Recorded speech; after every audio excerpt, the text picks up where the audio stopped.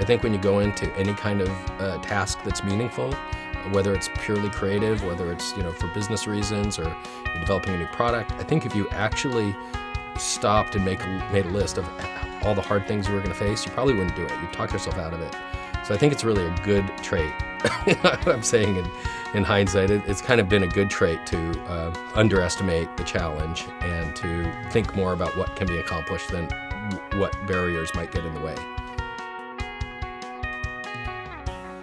I'm Bill Putnam. We're here in the studio at Universal Audio, and I'm the CEO. Well, my father started recording studios just shortly after World War II in Chicago. He realized you had to build your own gear then, or basically it was adapting gear that was initially purposed for phone industry and broadcast.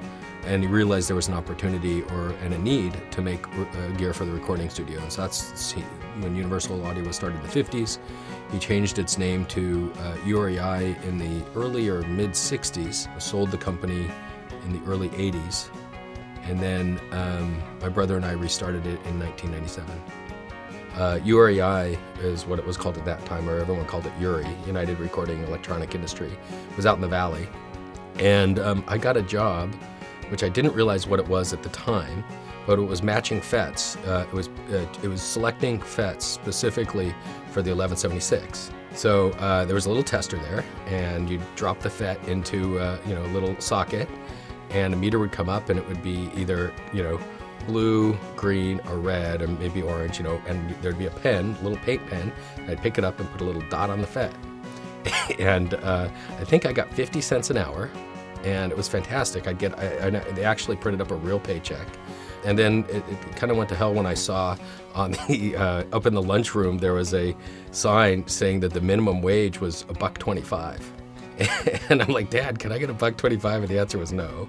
But so I started there, and it was actually fantastic because I met a lot of the engineers, I met a lot of the fellows doing test, and so I saw a lot of that side of the business. Maybe 10 years ago, we're going through a bunch of old papers from probably elementary school. What am I going to be when I grow up? Mine was, I want to be an electrical engineer and go to Stanford, So I, veered away from that. And then there was probably a pretty crucial point in my life when I was really questioning what I was going to do. And I realized whatever I do, it had to be related to music. That was super important. And once I had that thought, I couldn't lose it. I mean, it was just like a signal. I just had to pay attention to that. And at the time I was in grad school doing my PhD and thought I wanted to teach, which I really enjoy and enjoyed doing as a grad student. But just got to the point where am I going to be entrepreneurial? Am I going to get out in the business world? Am I going to teach? I'd been going down the road to teach, and then just one day I think I flipped on a dime. I said, I'm going to start something. And I started thinking long and hard about what I wanted to do. And my brother and I, said, hey, let's restart Universal Audio. It had, there's so many interesting aspects to what could be done and so many things I wanted to do that we could, get to.